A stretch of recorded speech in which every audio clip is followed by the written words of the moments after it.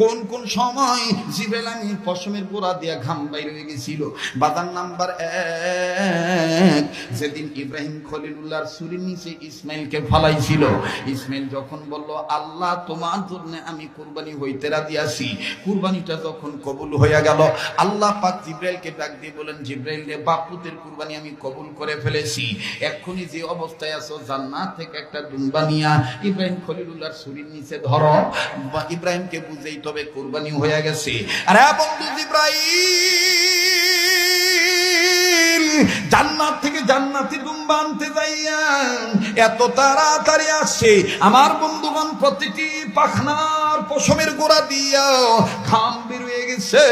2 নম্বর হলো বাদান রে, যেদিন ইউসুফ নবীকে তার ভাইয়েরা কুয়ার মধ্যে ফালায় দিয়েছিল, আল্লাহ পাক ডাক দিয়ে বলেন, জিবরাইল কোন অবস্থায় আছো আমি জানি, তোমাকে এখনই অনুমতি দিয়ে দিলাম, শিগগিরই শিগগিরই জলদি জলদি জলদি জলদি করে যাও। আমার ইউসুফকে তার ভাইয়েরা কুয়ার মধ্যে নিক্ষেপ করেছে, নিচে একটা পাথর আছে, এই পাথরের সাথে যদি পয়গম্বর ইউসুফ বাড়ি খায়, আমার পয়গম্বর কষ্ট পাবে। এই জন্য আমি আল্লাহ তুমি জিবরাইলকে বলে দিলাম, তোমার যতগুলি পাখনা আছে, একটা পাখনার উপরে ইউসুফ নবীরে তুলার মতন পাখনাটা বানাইয়া দিতেছি, ওই পাখনাটার মধ্যে আমি আল্লাহ প্যারাশুটের কারবার দিয়ে দিব, ওরা ফালাইছে, তুমি ইউসুফরে আমার হুকুমে হেফাজত করবা। ওই দিন পয়গম্বর ইউসুফকে তুলার মতন পাখনার উপরে নিতে যাইয়া জিবরাইল আমিনের পশমের গোড়া দিয়া ঘাম বেরিয়ে গিয়েছিল। বাজান আমার জীবনে কোনোদিন আমি ওয়াজটা কোথাও করি নাই, আজকে এক ফাঁস আমার বন্ধুগণ করতেছি, শুধু যুবকদের মাহফিল, আর আপনাদের কাছে কেমন যেন নতুন নতুন মজা লাগতেছে। কথা কোন ঠিক না ব্যাঠি?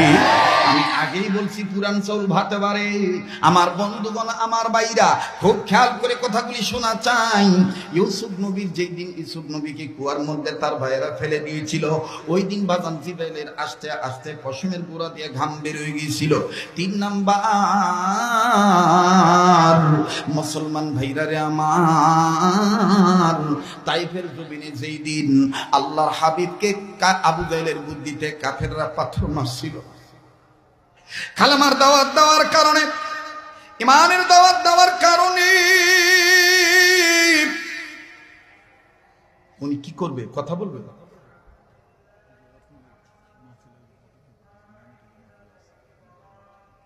সমস্যা নেই, ওইখানে দাঁড়াও, সমস্যা নেই। মুসলমান ভাইরা আমার, বন্ধুগণ, গভীর মনোযোগী হয়ে শোনা চাই, একটু দিলটা নরম করে দিবেন বাবা। দেখেন তো দেখি নবীর মহাব্বতে এক ফোঁটা চোখের পানি ফলাইতে পারেন কিনা। কান্না না আসলো কান্নার ভান ধরবেন, কান্নার অভিনয় করল, আল্লাহ মাফ করে দিবে। তাইফের জমিনে কালেমার দাওয়াত দেওয়ার কারণে আবু জাহেল লোক সবলকে বলে রাখলো, আব্দুল্লাহর ছেলে মোহাম্মদ পাগল। এই পাগল নিজের বাপ দাদার ধর্ম ত্যাগ করিয়া আমাদের বাপ দাদার ধর্মের মুখে চুনকালি মাখিয়া লা ইলাহা ইল্লাল্লাহ দাওয়াত দিবে, দাওয়াত দেওয়ার জন্য পথ দিয়ে আসবে। তোমাদেরকে রেডি করে দিলাম, তোমরা মোহাম্মদ যখন লা ইলাহা ইল্লাল্লাহ দাওয়াত দিবে, ইমানের দাওয়াত দিবে, সৎকর্মের দাওয়াত দিবে, তখন তোমরা সবাই তাকে পাগল পাগল বলে চিৎকার দিয়ে দিয়ে পাথর মারবা। 2 লাইনের ছেলেগুলির দাঁড় করাইলো। বাজান রে আমার, আপনার নবী এতিম নবী, নবীর মা নাই বাবা নাই। যখন আমার বন্ধুগণ কালেমার দাওয়াত দেওয়া শুরু করলো, কালেমার দাওয়াত যখন দেওয়া শুরু করলো, ইমানের দাওয়াত, সৎকর্মের দাওয়াত, আমলে সালের দাওয়াত যখন দিতে দেয়, আবু জাহেল ইশারা ডাক দিয়ে বলে, ইশারা দিয়ে বলতেছে, মারো ডাইনির ছেলেদেরকে বলে মারো, পাথর মারো। এইবার ডাইনির যুবকেরা পাথর মারা শুরু করলো। বাজানো পাথর মারতে যাইয়া যখন ডাইনির যুবকদের পাথর মারা শেষ হইল, আবার বামের যুবকরা পাথর মারতে যাইয়া হঠাৎ করে কিছু যুবক বন্ধ হইয়া গেল। আবু জাহেল ডাক দিয়ে বলতেছে, ডাইনির ছেলেরা বলতেছে, কিরে যুবক ভাইরা, বামের যুবকেরা, এই পাগল মোহাম্মদ রে পাথর মারতে যায় ব্রেক করলি কেন? বাজান রে, ওই বামের যুবকেরা কান্দারা ডাক দিয়ে কয়, কার চেহারায় পাথর মারবো রে? এই চেহারাটা দেখলে কেমন জানি কলিজায় মায়া লাগে। আবু জাহেল পিছন দিকে বুদ্ধি দিয়ে বলল, মায়া লাগার কারণ নাই, যারা মায়া লাগে তারা মাইরো না, আর যাদের মায়া লাগে না পাগল মোহাম্মদকে না মাইরা থাইমো না। আমার বন্ধুরে, আমার আপনার নবীকে, এতিম নবীকে ঝড়ি তুফানের মতন, বৃষ্টির মতন পাথর মারা শুরু করলো।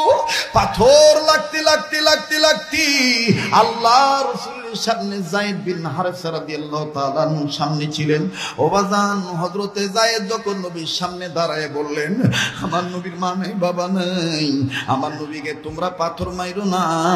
মুসলমান বাইরে আমার নবীর একটা পাথর নবীর যখন কপালে লাগলো, এমন একটা জায়গায় চুক্কা পাথর লাগলো,